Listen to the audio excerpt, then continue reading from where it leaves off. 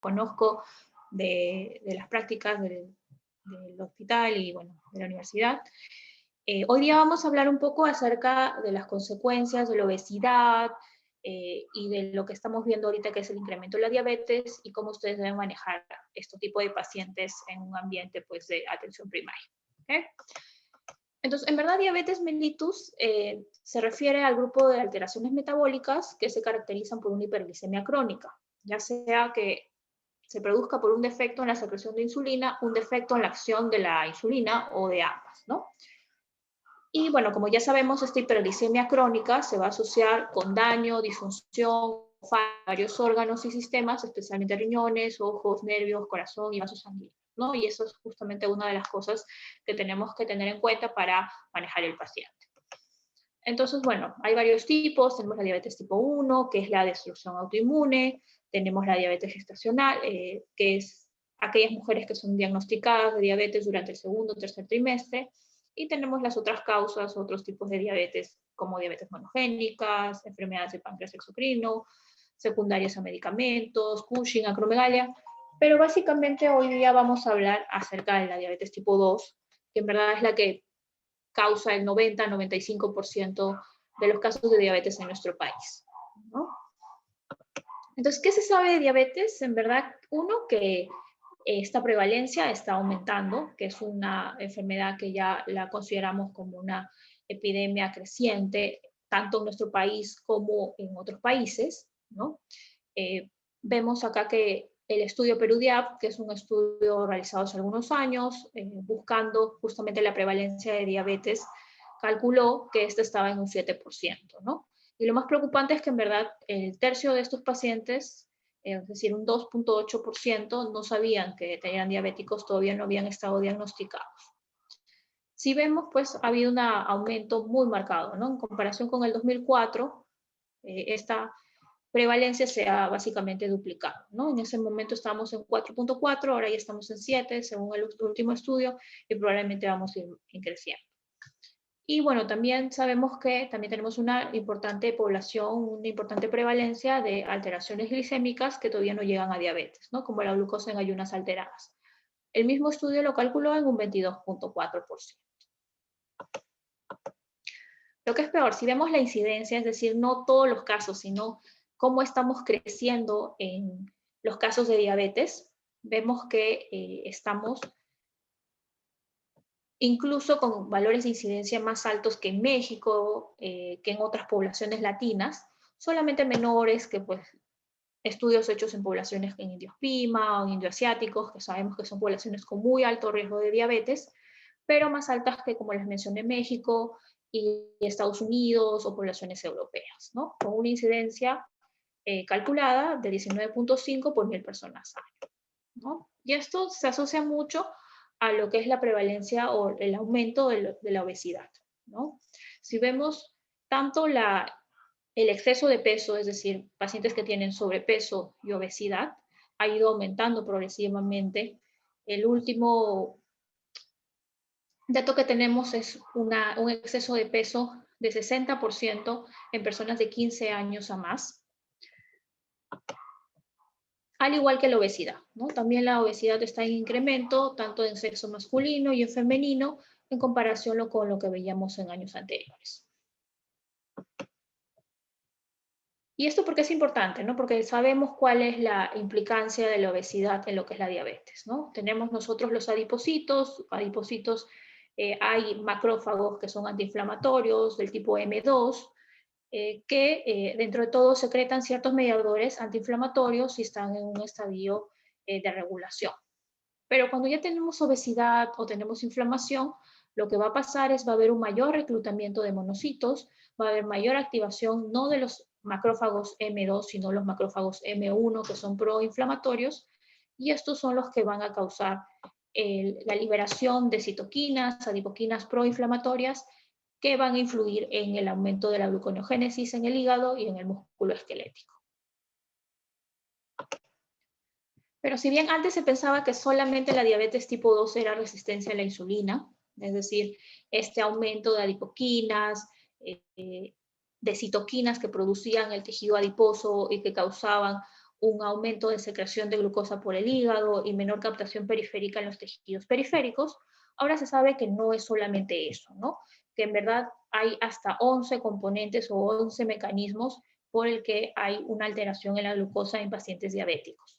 Desde alteración en la función de la célula beta, alteraciones en los controles o en los sistemas de regulación en el cerebro, alteraciones en lo que son las incretinas, que son las hormonas intestinales que ayudan a la liberación de insulina e inhiben el glucagón. También la hiperglicemia crónica va a alterar lo que es la función de la célula beta, alteración en lo que es en el riñón. Los pacientes con diabetes tienen mayor reabsorción de glucosa en el riñón y tienen alteraciones tanto en el aparato gastrointestinal, tanto en el colon como en el estómago, ¿no? Los pacientes con diabetes tienen mayor absorción de glucosa y tienen en verdad un perfil de microbiota diferente a pacientes que no son diabéticos y que no son obesos.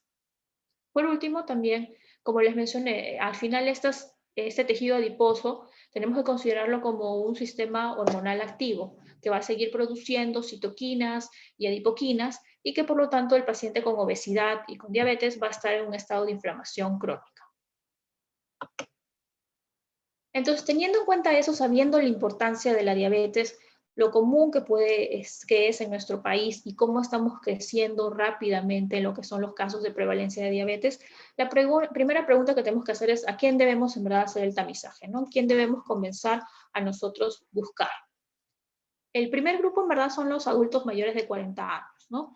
En general la prevalencia de la diabetes va subiendo a partir de cierta edad, ¿no? Y lamentablemente nosotros, por solamente ser latinos, somos una de las razas que tiene alto riesgo. Si se dan cuenta, la raza blanca tiene cierta protección. A pesar que Estados Unidos tiene personas con mayor obesidad, tienden a tener tasas de incidencia y de prevalencia más bajas por esa protección por la misma raza. Pero en pacientes que tienen menos de 40 años, también deben considerar si realizar el tamizaje en pacientes que tienen sobrepeso, tienen obesidad y tienen algún factor de riesgo importante, ya sea que tengan antecedentes familiares de diabetes, antecedentes personales de enfermedad cardiovascular, sean hipertensos, tengan alteraciones en el perfil lipídico como HDL bajo o triglicéridos altos. Un grupo importante es las mujeres con síndrome de ovario poliquístico que tienen alto riesgo de resistencia a la insulina, prediabetes y diabetes, pacientes con mucha inactividad física y pacientes con signos de insulinoresistencia. Es decir, si ya ven un paciente que tiene acantosis nigricans o tienen una obesidad severa, es decir, un índice de masa corporal mayor de 40, sí o sí tienen que ustedes también hacerle un tamizaje a pesar de que sea menor de 40 años. Otros dos grupos de especial importancia son los pacientes con prediabetes, ¿no? Ellos deben realizarse cribados anualmente, o sea, todos los años deben hacerse también una prueba de despistaje de diabetes, ¿no? Porque sabemos que en verdad estos pacientes tienen un riesgo de diabetes muy alto en comparación con la población en general. Y otro grupo de riesgo son las mujeres con antecedentes de diabetes gestacional, ¿no? Una mujer que ha tenido diabetes gestacional tiene hasta 7 veces el riesgo de hacer diabetes tipo 2 en comparación con mujeres que no han tenido alteración de glucosa en su embarazo. Así que estas mujeres en verdad tienen que hacerse primero una prueba de tamizaje entre las 6 a 12 semanas después del parto y luego si esta sale normal tienen que hacerse tamizajes cada 3 años de por vida. Una forma también de cuantificarlo, otra forma que también tenemos de cuantificarlo, este es el test de FINRISK, ¿no? Este es un test que justamente hace varias preguntas entre edad, cuál es el índice de masa corporal, circunferencia de cintura y cosas que pues simplemente es preguntar al paciente como si realiza ejercicio, si toma medicación para la hipertensión, si alguna vez ha tenido alteración en la glucosa o tiene diabetes, qué tan frecuente come verduras, o si ha tenido alguna antecedente de diabetes gestacional y le da un puntaje, ¿no? Entonces, una de las formas que también podemos hacer tamizajes en ciertos lugares ocupacionales, en ciertos trabajos, en establecimientos de salud, para poder cuantificar el riesgo de diabetes de cada paciente y ayudarnos a manejar o a pensar en quién tengo que ser más exhaustiva la evaluación o quién tengo que hacerle el tamizaje. Entonces, ¿por qué es importante lo que llamamos la prediabetes, ¿no? Recuerden que en verdad todo es un continuo. La prediabetes no es una enfermedad en sí, simplemente es es un estado, perdón, en la que ya hay alguna alteración en las glicemias que precede a lo que es la llamada diabetes tipo 2 como tal, ¿no? La idea es que ustedes puedan encontrar al paciente o en el estado en el que todavía no tiene alguna alteración en la glicemia, pero tiene tal vez algún factor de riesgo, obesidad, inactividad física, antecedentes familiares, es hipertenso, tiene antecedentes personales de enfermedad cardiovascular, e iniciar cambios de estilo de vida y manejo nutricional para que no pase a la siguiente etapa, que es la prediabetes, ya sea la glucosa en ayunas alterada o la intolerancia a la glucosa, o si la encuentran en esa etapa, pues no llegue a ser diagnosticado de diabetes, ¿no? Entonces, en verdad, como les mencionaron, la prediabetes no es una enfermedad en sí, sino simplemente me menciona aquellos pacientes que tienen alto riesgo de hacer diabetes, en los que yo tengo que comenzar a ser más exhaustivo en los cambios en estilo de vida, en el manejo nutricional, en el ejercicio y todas las cosas que vamos a mencionar más adelante. ¿Cómo ustedes diagnostican prediabetes? En verdad, usamos las mismas cosas que usamos para diabetes, las mismas pruebas, tanto la glucosa en ayunas, solamente lo diferente son los valores, ¿no? Ya sea que el paciente tiene una glucosa en ayunas entre 100 a 125 en sangre venosa, o si el paciente se ha hecho un test de tolerancia a la glucosa con 75 gramos y se le ha encontrado una glucosa en sangre venosa entre 140 a 199, 2 horas después de hacerse la prueba.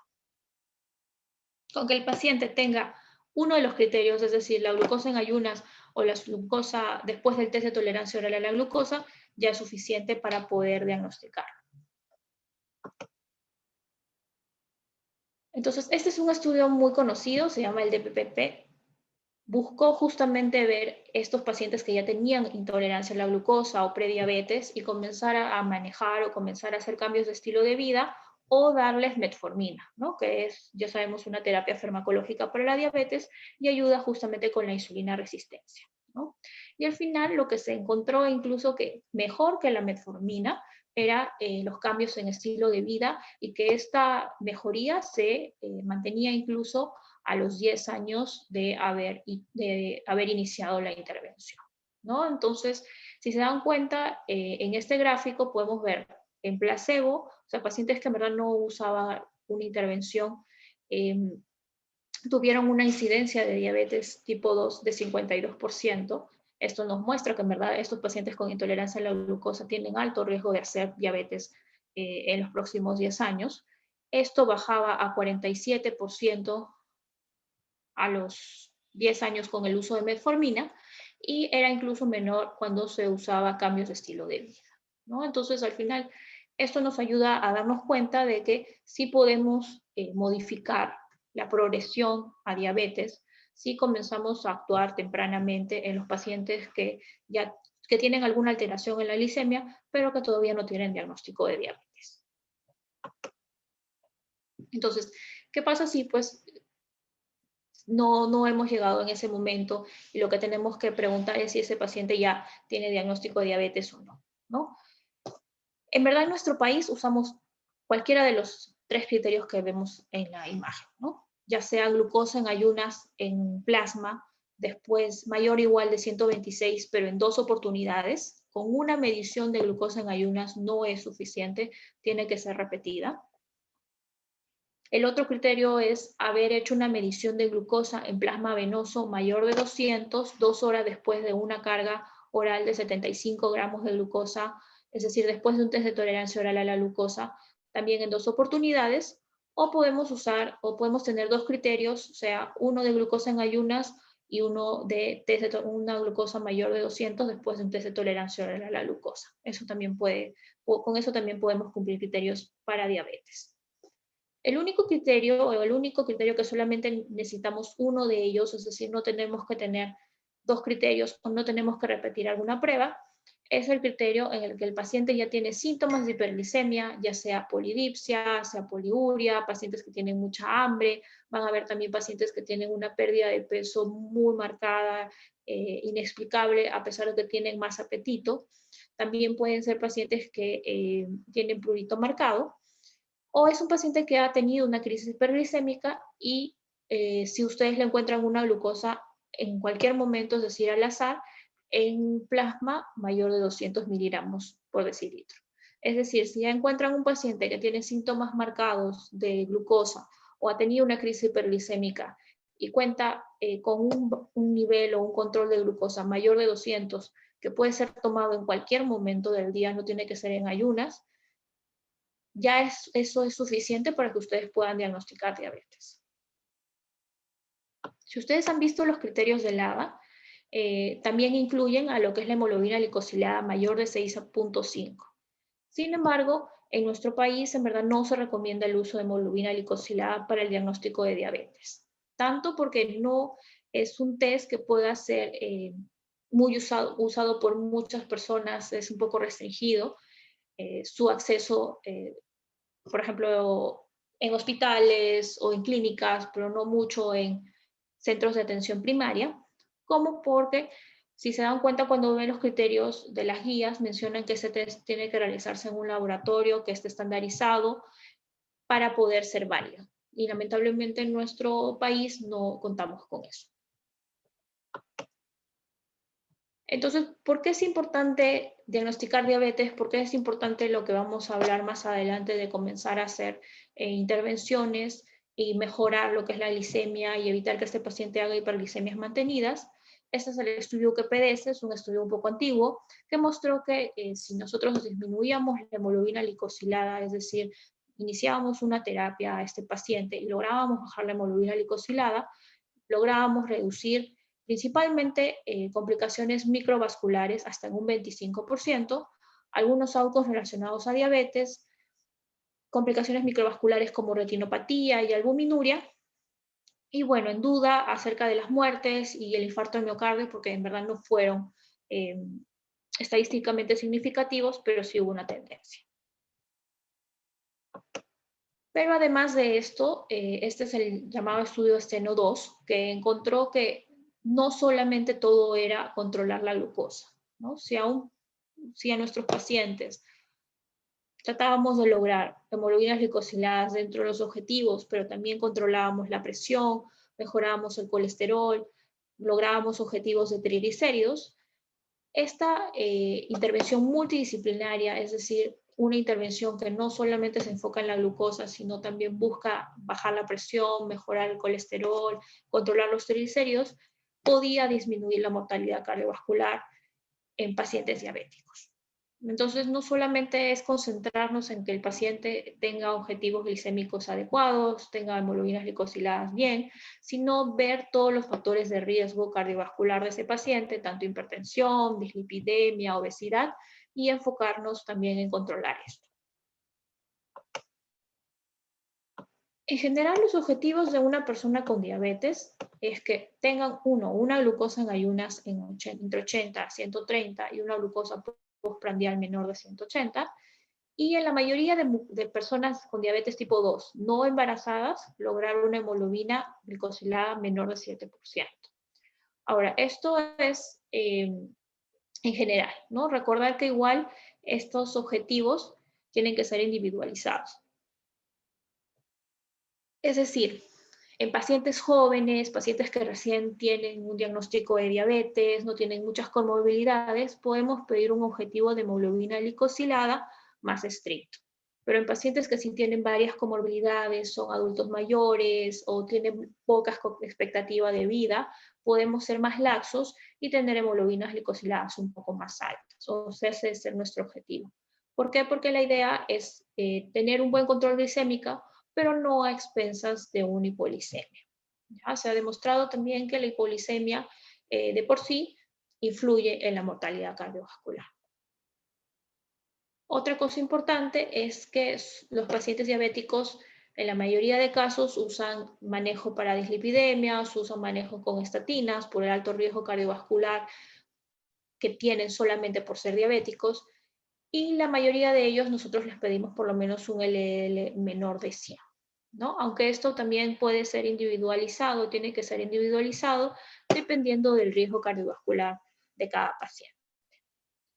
Lo ideal es que también tengan triglicéridos menos de 150, HDL más de 50, si son mujeres, HDL más de 40 si son hombres, y también una presión arterial menos de 130-80, en la mayoría de casos, aunque si son pacientes que no tienen muchas comorbilidades o son pacientes que no tienen mucho riesgo cardiovascular, podemos incluso tener un objetivo de presión arterial de 140/90. Entonces, ¿qué también lo estamos haciendo? La verdad que este es un estudio que muestra el control metabólico en pacientes diabéticos de un hospital general. Fue hecho en el Hospital Cayetano Heredia. Si ven el cuadro, vemos que no estamos logrando muy frecuentemente los objetivos, ¿ya? Solamente un 31% de pacientes diabéticos que se atendían en un hospital general, es decir, tenían atención incluso por endocrinología, por un especialista, solamente el 31% llegaban a una hemoglobina glicosilada menos de 7%. Si veíamos la parte del LDL, solamente un 38% llegaban a tener LDL menos de 100. En lo que es la presión, solamente el 50% tenían presión arterial sistólica menos de 130. Y por último, si vemos esta última barra, la barra verde, solamente un 9% lograba todos los objetivos. Es decir, tenían glicosiladas bajas, tenían una hemoglobina glicosilada menos de 7%, tenían una presión arterial sistólica menos de 130 y tenían un LDL menos de 100, ¿no? O sea, eran los pacientes que sí tenían un control adecuado, ¿no? Pero en verdad solamente eran el 9% de los pacientes atendidos. Entonces, por esto es importante esta charla, ¿no? Tratar de darnos cuenta cuáles son los problemas en lo que estamos fallando y tratar de mejorar un poco cuál debería ser la atención que tenemos que dar a pacientes con diabetes, ¿no? Un paciente desde que es diagnosticado de diabetes, es decir, en la visita inicial, tenemos que nosotros confirmar el diagnóstico según los criterios que hemos mencionado anteriormente, evaluar el tipo de diabetes, va a haber un tratamiento diferente si es un diabético tipo 1, en el que hay una destrucción autoinmune de las células betas y por lo tanto no va a haber ninguna secreción de insulina, a un diabético tipo 2 que va a haber una alteración en la resistencia y sí va a haber alguna disfunción en la célula beta, pero todavía va a haber alguna secreción de insulina, ¿no? Eso nos va a influir en el tratamiento farmacológico. Otra cosa importante es que se deben evaluar las complicaciones de la diabetes desde el momento del diagnóstico. Es decir, desde que este paciente se confirma que es un paciente diabético, tiene que comenzar a hacerse valoración de complicaciones, incluyendo nefropatía, retinopatía, complicaciones cardiovasculares. Y además se deben evaluar si hay alguna comorbilidad que también se le tenga que dar tratamiento. Siempre también revisar el tratamiento previo y ver el tratamiento de otras patologías. Incluir al paciente en el plan de manejo de su enfermedad, no solamente decir al paciente tienes que seguir estas instrucciones ya, sino que el paciente se siente ponderado y sepa que tiene que él manejar su enfermedad y desarrollar un plan para que sepamos que el paciente va a acudir a sus siguientes controles, ¿no? Entonces, ahora estamos mucho pensando en lo que es la educación para el autocontrol.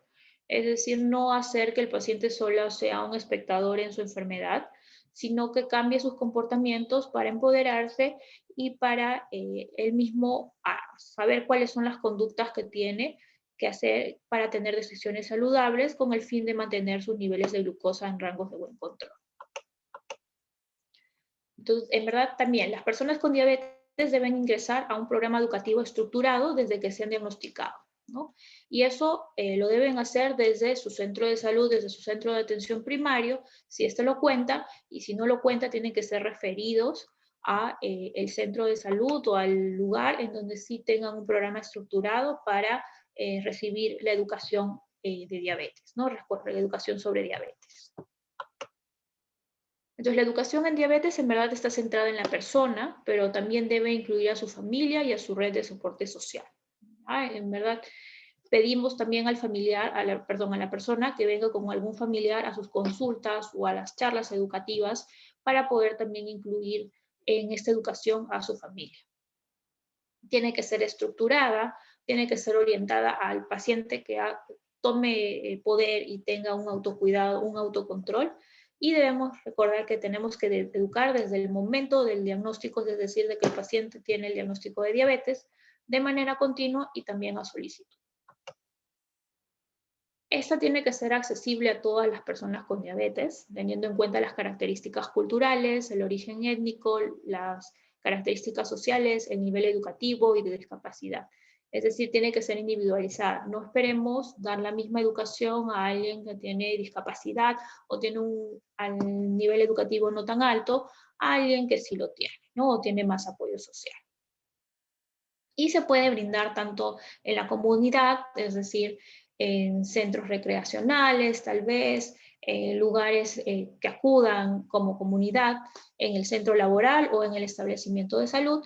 Y la idea es usar técnicas de aprendizaje activo en la que haya una participación en el proceso de aprendizaje y que pueda él mismo hablar acerca de su experiencia personal, ¿no? Y también lo que hacemos frecuentemente es hacer sus sesiones grupales, ¿no? De 5 a 10 personas, dictados por un profesional de salud que preferentemente es un educador en diabetes, es decir, que ha recibido capacitación en cómo educar a pacientes con diabetes, en un ambiente grupal para que las personas puedan intercambiar sus experiencias, sus dudas, sus miedos, las preguntas que tienen y también puedan formar vínculos con otras personas con diabetes.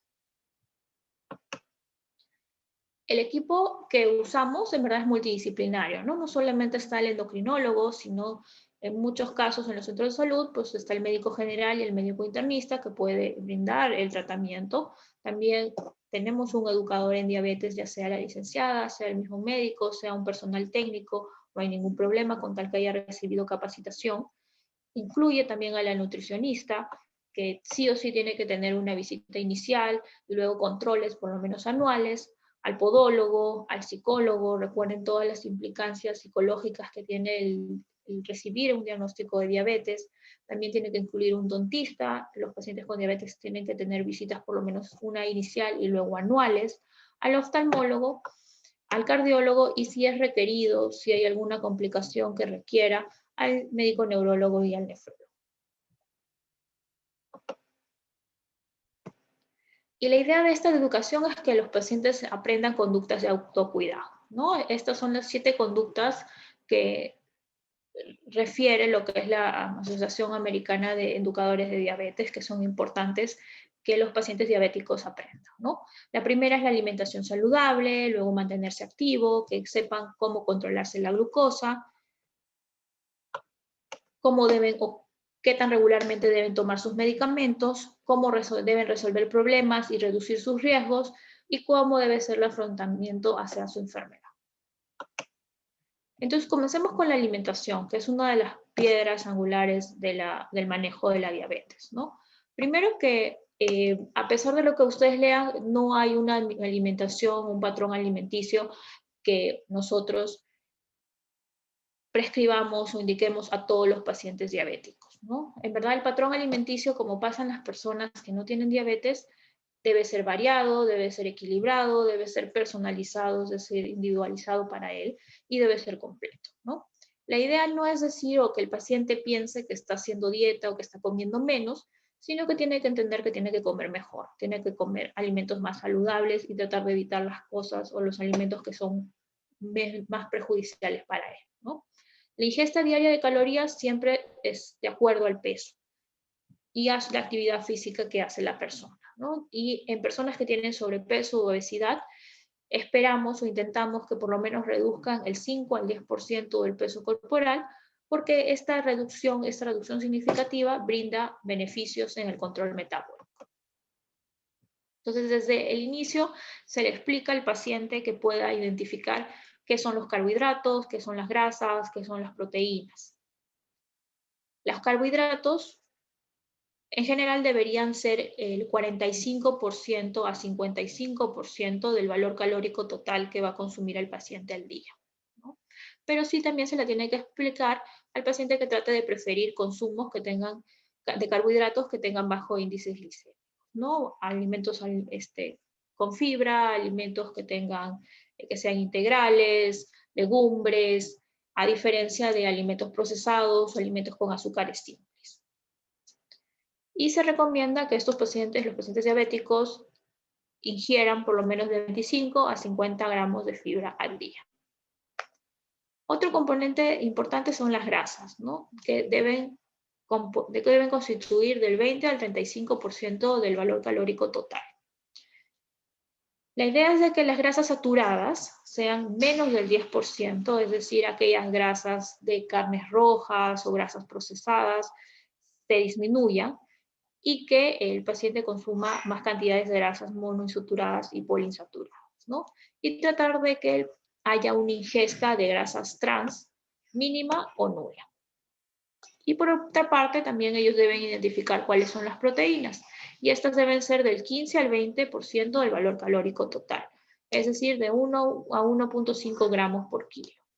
Solamente en pacientes que tienen nefropatía crónica establecida debe haber una restricción de proteínas. En la población general no debería haber.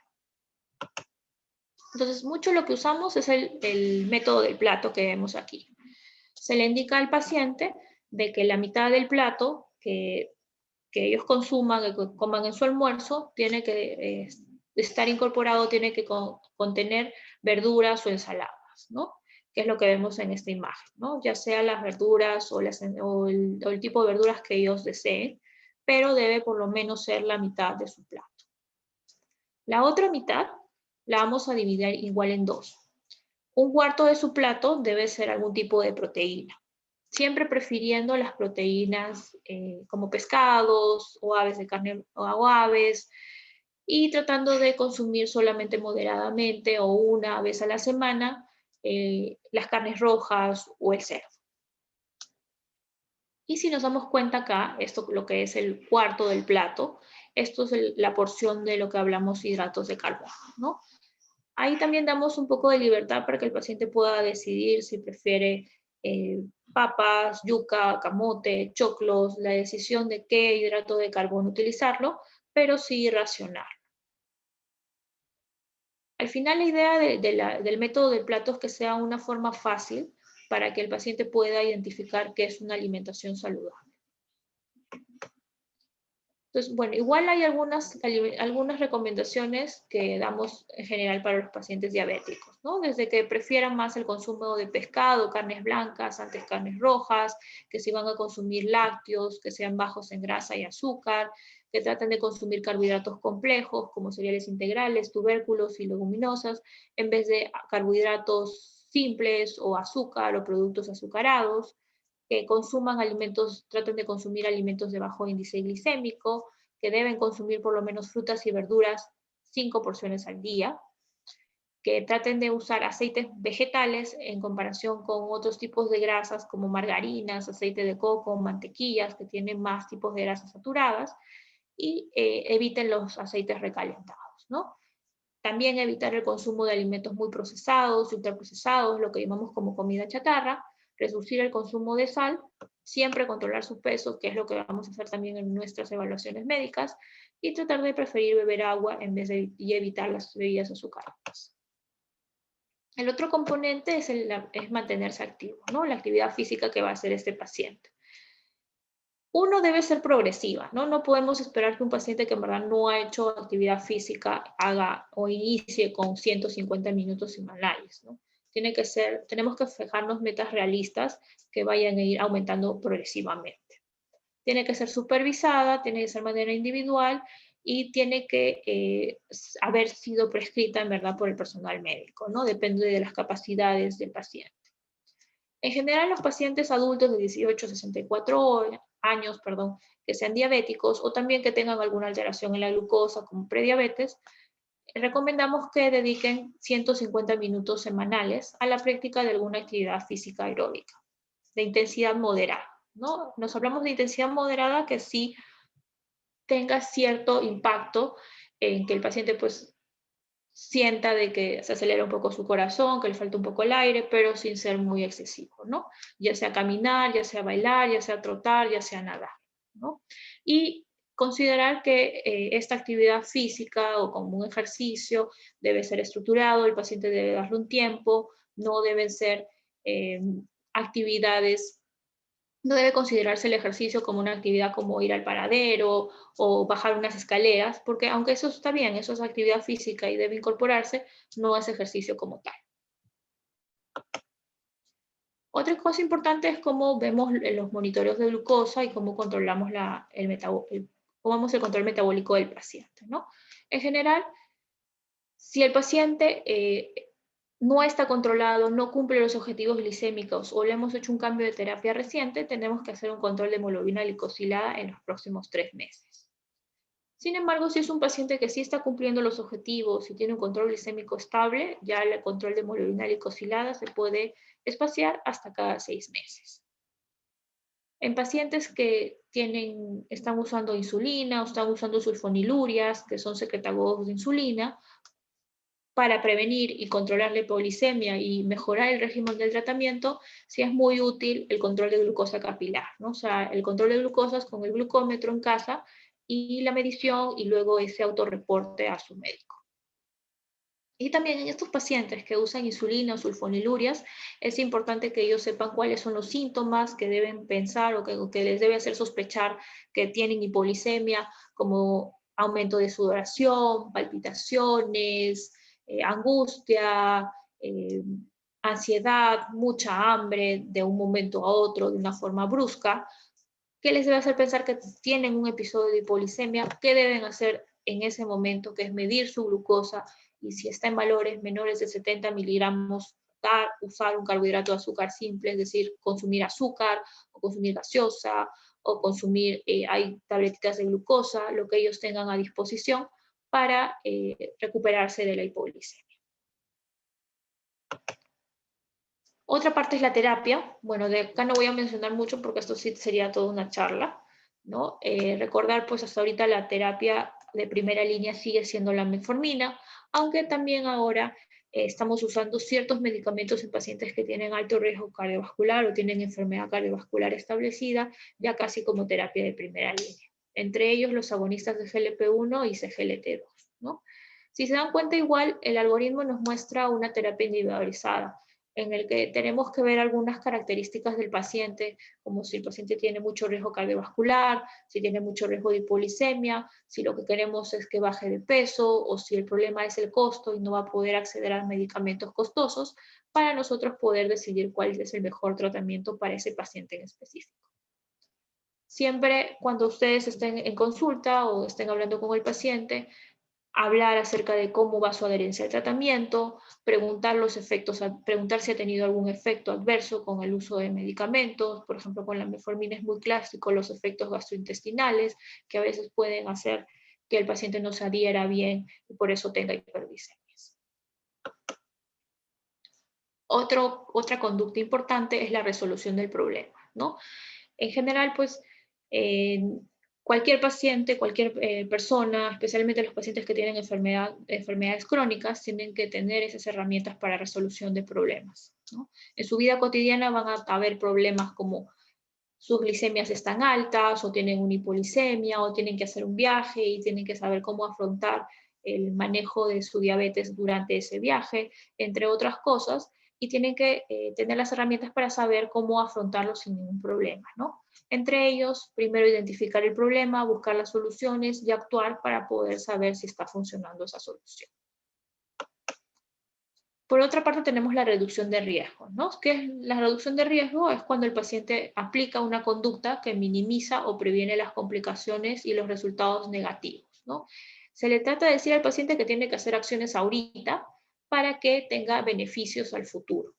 Es decir, muchos pacientes porque piensan que son diabéticos y en ese momento, perdón, porque son diabéticos y en ese momento no tienen síntomas o no tienen algún síntoma marcado, no consideran mucho el control metabólico, no acuden a sus citas, no toman sus medicamentos, no mejoran su manejo nutricional. Y si no entienden que al final todas estas conductas que están haciendo en este momento va a tener riesgos en un futuro, no van a ser adherentes al tratamiento, ¿no? Entonces la idea es decir que los cambios positivos de estilo de vida, que ellos se adecúen o que ingresan a un programa de prevención de diabetes si son prediabéticos o de educación si ya tienen diabetes, que duerman lo suficiente, que se vacunen de acuerdo al esquema de vacunación que tienen que tomar, que tienen que usar, y si se someten a las evaluaciones médicas, todos esos son conductas positivas que al final no le van a dar beneficios a corto plazo, pero sí le van a dar beneficios a largo plazo. Y aquí incluimos todos los procedimientos que hacemos con los pacientes diabéticos, ¿no? Desde medir el peso, la talla, el índice de masa corporal, el perímetro abdominal, que lo tienen que hacer en cada visita, en cada evaluación que tengan con el paciente. También medir la presión arterial. Y bueno, acá me faltó también hacer la evaluación del examen cardiovascular y la inspección de las extremidades inferiores que se hace en cada visita, como la evaluación de complicaciones, ¿no? El examen neurológico de las extremidades inferiores, que incluye evaluar los reflejos osteotendinosos, hacer la prueba del monofilamento, hacer la prueba con el diapasón, son formas de evaluar la neuropatía diabética. Recuerden que es una causa importante de amputación y de ulceración de pie diabético. Entonces se tiene que hacer, como les mencioné, estos descartes de complicaciones se hacen desde el momento del diagnóstico en pacientes con diabetes tipo 2 y si no hay ninguna alteración se hacen ya anualmente. Si hay alguna alteración se tienen que hacer más seguidamente o con mayor frecuencia. Además, tienen que hacerse una evaluación de fondo de ojo para ver si hay o no retinopatía. Tienen que hacerse un examen odontológico. Recuerden que los pacientes con diabetes tienen mucha prevalencia de lesiones o de infecciones odontológicas. Tienen que también hacer una evaluación psicológica de forma inicial para entender si hay actitudes, hay comportamientos que podrían influir en la adherencia, entender cómo están ellos aceptando o procesando la noticia del diagnóstico de diabetes y si hay alguna otra cosa que los esté afectando psicológicamente al inicio del diagnóstico y también se debería hacer anualmente. Pasar una consulta con consejería nutricional también al inicio, en el momento del diagnóstico, y ya dependiendo del diagnóstico del paciente, si tiene sobrepeso o obesidad, hacerlo más frecuentemente, pero si no, si está en un peso normal, puede ser simplemente anualmente. Seguir haciendo una educación en el autocontrol, en cómo ellos deben tener conductas saludables, que como les mencioné, se debe hacer desde el inicio del diagnóstico de su enfermedad, y luego anualmente o cada vez que el paciente lo requiera, ¿no? En verdad, en cada visita nosotros vamos preguntando, vamos evaluando que también el paciente está haciendo medidas de autocontrol y cambiando alguna cosa si se lo requiriera, ¿no? Y siempre reforzando conocimientos y actitudes que el paciente requiera. Por otra parte, la glucosa sérica la hacemos en cada control. Si el paciente tiene glucosas o tiene acceso a glucosas capilares, especialmente como les mencioné, aquellos pacientes con insulina, sulfonilurias o que no están llegando a objetivos glicémicos, hacemos en cada control que el paciente venga con sus valores de glucosas capilares. La hemoglobina glicosilada en verdad se hace cada 3 meses en pacientes que están bien controlados y cada 6 meses en pacientes que no, perdón, al revés. Se hace cada 3 meses en pacientes que no estén bien controlados o se haya cambiado su tratamiento, o cada 6 meses en pacientes que sí estén bien controlados y estén llegando a objetivos glicémicos. Perfil lipídico también se tiene que hacer desde el momento del diagnóstico y luego anualmente si no hay ninguna alteración y más seguidamente si el paciente sí tiene alguna alteración. Igual que la microalbuminuria, recuerden que hay una complicación de la diabetes que es la llamada nefropatía diabética, en la cual en estadios más severos hay alguna alteración en la depuración de creatinina, la cual también se tiene que hacer todos los años, pero que en estadios más tempranos o incipientes pueden encontrar simplemente albuminurias. También las guías técnicas que tenemos en el país mencionan que debe el paciente tener un control de hemograma anual y hay mucha coexistencia o hay mucha presencia de esteatosis hepática en pacientes con diabetes, ¿no? Entonces también se tienen que controlar la TGO y TGP anualmente o por lo menos hacer un examen de ecografía inicial para evaluar la presencia de esteatosis hepática. Otras cosas importantes es las conductas, como les mencioné, para reducir los riesgos a futuro, ¿no? Incluyen cosas tan básicas como el cuidado del pie. Que el paciente se inspecte, o sea, se evalúe todos los días, mire sus pies, ver si hay alguna lesión, alguna herida que debe mencionar a su médico, hasta cómo deben usar su calzado, que debe ser un calzado apropiado, no ajustado, tampoco muy suelto, y no usar calzados no caminar descalzo o usar sin calzado, calzados abiertos, que pueden hacer que el paciente tenga más predisposición a hacer alguna herida, ¿no? Alguna úlcera. También ver el lavado de los pies, que tiene que hacerlo con temperaturas de agua que no sean muy calientes, secarlos con cuidado, especialmente entre los dedos, no usar calentadores o balsas de agua. Muchas veces pacientes tienen neuropatía, entonces por lo tanto van a tener alteraciones en la sensibilidad térmica y ellos no van a identificar qué tan caliente está el agua y pueden hacerse lesiones cuando usan calentadores o bolsas de agua. Tener cuidado y tratar de evitar usar agentes químicos o emplastos para eliminar los callos y las callosidades. Sí usar emolientes para lubricar la piel seca pero que esté intacta, pero no entre los dedos. También como cosas básicas como decirle al paciente que no se corte las uñas en línea recta, perdón, en curva, si no se corte las uñas en línea recta, y que sepa que si él en algún momento presenta alguna lesión, alguna úlcera, un corte, una ampolla, debe acudir a un profesional de salud. Y bueno, la última conducta es el afrontamiento saludable, ¿no? En pacientes que tienen enfermedades crónicas esto es algo importante, ¿no? Entender cómo ellos han aceptado su diagnóstico, cuál es la actitud que tienen ante su enfermedad, para que puedan tener conductas más saludables, cómo van a autogestionar todas las medidas que le hemos indicado en lo que es la terapia educativa y incentivar que tengan relaciones positivas con los demás y que tengan, esto influye en su calidad de vida, ¿no? Y parte de eso son las redes de apoyo, ¿no? No solamente del equipo multidisciplinario que tienen ustedes o con el que van a trabajar como educadores en lo que es diabetes, sino también en la parte social, ¿no? Es decir, este paciente tiene que tener una red de apoyo familiar o social, como ellos, como amigos, para que ayude a tener estas actitudes positivas ante su enfermedad. Muy bien, bueno, eso es todo, ese es mi correo, por si alguno tiene alguna duda. No sé si tienen alguna pregunta. Sí, chicos, si es que tienen alguna pregunta, pueden levantar la mano y se les dejará prender su micro o pueden escribirle al chat a cualquiera de los, a mi persona o a Chantal que está como anfitrión.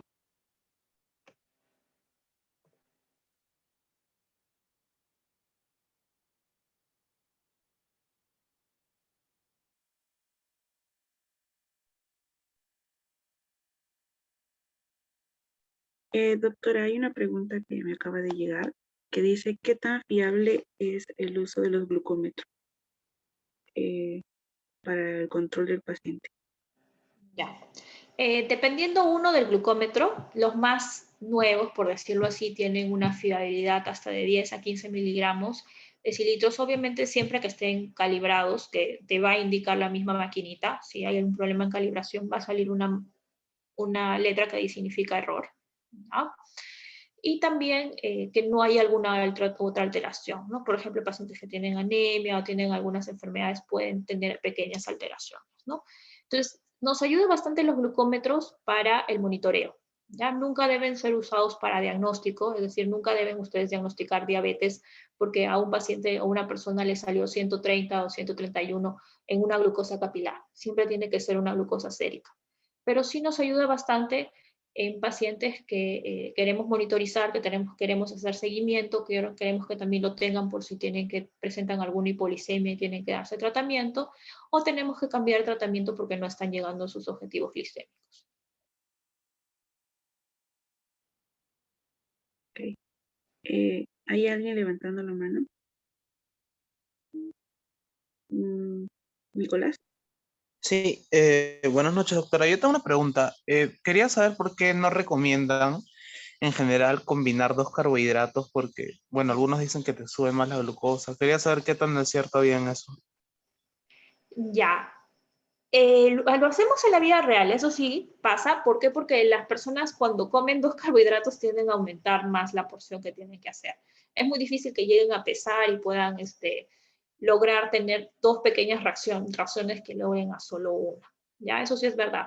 Entonces, en verdad, cuando nosotros hacemos el método del plato, sí tendemos a decir que solamente coman un carbohidrato y que este carbohidrato tenga que ser preferentemente un carbohidrato integral o legumbres o, bueno, en ciertas ocasiones el paciente le gusta arroz, pero no tan frecuentemente, ¿no?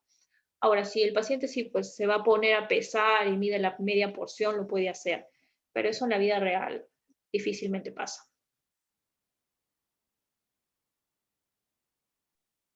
Gracias, doctora. Tengo otra pregunta que menciona, ¿qué hacer ante una crisis, ya sea por glucosa elevada o glucosa baja en casa?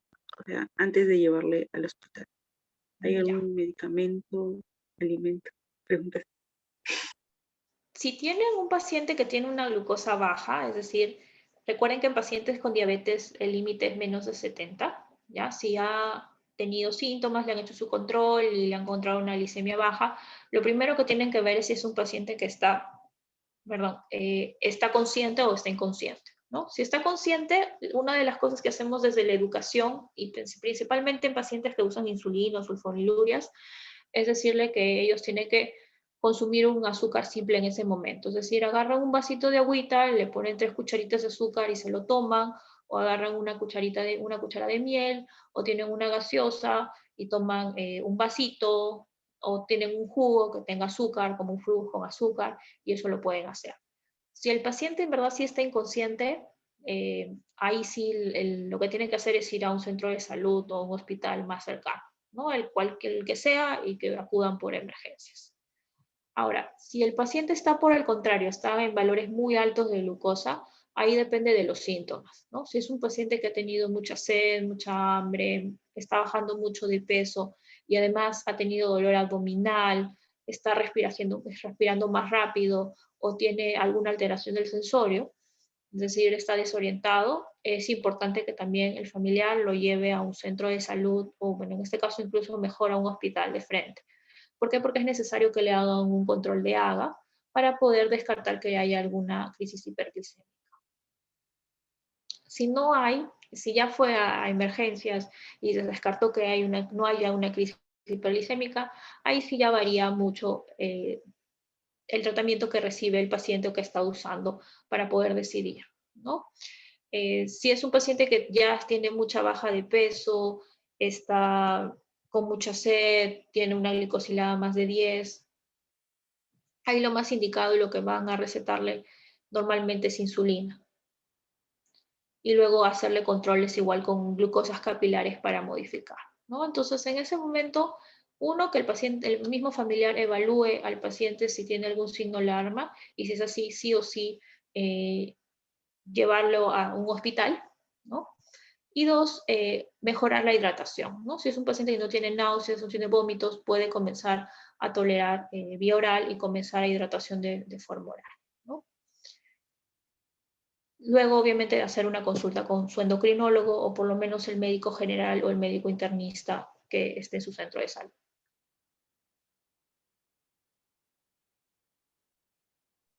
Sí. Doctora, preguntan si es necesario hacerse un control de glucosa diario en un paciente diabético. No, no es necesario. Solamente hay pocas ocasiones de pocos pacientes que sí tienen que hacerse controles diarios. Uno de ellos son los diabéticos tipo 1. Sí, los diabéticos tipo 1 sí tienen que hacerse controles todos los días y se hacen varias veces al día. A veces sí indicamos a los pacientes que usan insulina o sulfonilurias y que no están en adecuado control glicémico para modificar la dosis, o pacientes que tienen mucho riesgo de hipoglicemia. Pero pacientes que están controlados o solamente usan antidiabéticos orales que no tienen riesgo de hipoglicemia, en general no hacemos o no indicamos controles diarios, ¿ya? Sí hay un porcentaje de pacientes que lo hacen de propia iniciativa, ¿no? Les gusta ver su glucosa en las mañanas y ver que están bien para sentirse tranquilos. Eso sí nos pasa seguido, ¿no? Pero que nosotros indiquemos que tengan que hacerse los controles de glucosa todos los días a pacientes que estén bien controlados o solo están usando antidiabéticos orales, no lo indicamos.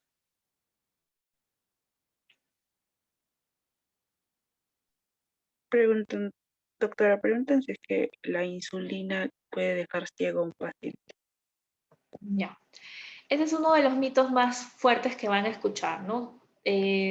Doctora, me deja ciego, me van a amputar, significa que me voy a morir si me pongo insulina, significa que estoy muy mal, cosas así. Eso es un mito, ¿ya? Lo que pasa es de que sí hay alteraciones visuales cuando comenzamos a usar insulina. ¿Ya? Pacientes que han tenido hiperglicemias muy marcadas por luego la reacomodación del ojito que pasa al bajar los niveles de glucosa, los primeros días, las primeras semanas pueden haber algunas alteraciones visuales, pero eso es transitorio. Es decir, luego que haya esa recomendación, a las semanas, la visión se vuelve, o sea, vuelve a los valores basales, ¿no? Los valores normales. Entonces es algo que sí tenemos que explicarle al paciente, ¿no? Si comenzamos a usar insulina. Que los primeros días, las primeras semanas pueden notar algunos problemas en la visión, que si no, que eso es algo transitorio, que no le va a pasar nada, que no es algo que se esté colocando de forma permanente, a menos que el paciente sí pues tenga una retinopatía ya establecida. Y lo decimos para que el paciente, pues si le pasa, no se asuste, ¿no? Porque muchas veces sí ha pasado que no se les ha indicado, les pasa, se asustan y ya no quieren usar la insulina o piensan que la insulina les está afectando, ¿no? Pero no, no tiene ninguna relación con la insulina, no causa ceguera, no causa amputación, no causa, no es que el paciente esté en un estado terminal ni nada de eso, ¿no? Lo que causa la ceguera, la amputación, etcétera, es la diabetes en sí. Doctora, preguntan si un paciente con diabetes de muchos años debe utilizar algún calzado especial. Sí, lo ideal es que sí, ¿no? Lo que pasa con pacientes con diabéticos de larga data ya tienen algún grado de neuropatía y también tienen algunas malformaciones.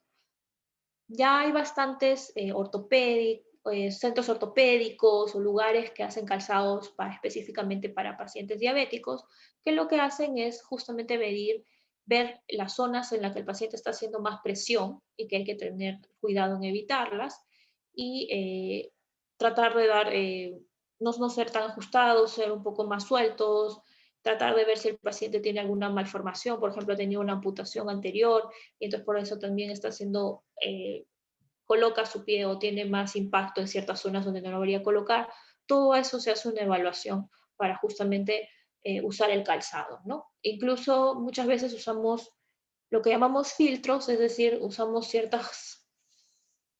son como ciertas planchas para liberar tensión en ciertas zonas donde ya hay alguna deformación para que el paciente no tenga ulceraciones en esas zonas, ¿no? Porque una de las cosas que también hace bastante ulceración es si el paciente tiene una deformación, hace mucha presión en cierta zona que no debería ser y ahí comienza a aparecer una úlcera. Doctora, otra pregunta que dice ya, que solo quedan dos. Dicen que si es que la diabetes puede causar impotencia sexual. Sí, una de las asociaciones muy frecuentes es la diabetes y la disminución de la testosterona, ¿no? Entonces es una de las cosas que en verdad deberíamos preguntarle a nuestros pacientes, ver cómo está su vida sexual. Hay manejos también específicos, el más conocido es el sildenafilo, que bueno, se usa muy frecuentemente, pero sí hay una alta frecuencia de alteraciones sexuales en estos pacientes, ¿no? Y es algo que sí debemos preguntar, que muchas veces tenemos que ya tener cierta confianza con el paciente para que nos lo indique, porque si no lo tratamos puede afectar bastante la calidad de vida. Y doctora, la última pregunta es, ¿qué lugares recomendaría para inyectarse insulina a un paciente? ¿Ok? Si él mismo se va a inyectar, lo más fácil es que se inyecte en el ombligo, o sea, en el abdomen, perdón, alrededor del ombligo, ¿no? También puede hacerlo si le han explicado bien o ha tenido una buena educación en el muslo, en las zonas externas del muslo. Nunca indicamos a un paciente, si él mismo se va a colocar, que se coloque en la zona del brazo. ¿Por qué? Porque se lo tiene que colocar en la zona externa y para el paciente es bastante difícil llegar hasta esa zona. Si lo va a hacer una tercera persona, es decir, un familiar o tal vez un personal de salud, no hay mucho problema. Pero si lo va a hacer él mismo, es mejor en el ombligo y también hay materiales que nos ayudan a que el paciente pueda darse cuenta que tiene que ir cambiando de zona, ¿no? Una de las cosas que también siempre les indicamos es que no se pueden aplicar la insulina siempre en el mismo lugar, si no van a hacer lipodistrofias y va a alterar la absorción de la insulina, ¿no? Entonces, iniciar con el ombligo, si ya tiene alguna experiencia del muslo, y si él mismo se va a aplicar, nunca indicar la zona del brazo. Ok. Muchas gracias, doctora. A nombre de CEPAI SOSTEM y NUNA le agradecemos en verdad por esta grandiosa charla que nos ha podido brindar, por su tiempo y por la información. Y bueno, esperemos contar con usted para futuras actividades. Muchas gracias, doctora.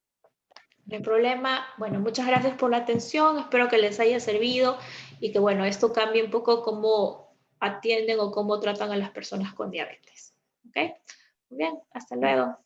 Muchas gracias, doctora. Hasta luego. Chicos, no se olviden de llenar el post-test que ha sido compartido por el chat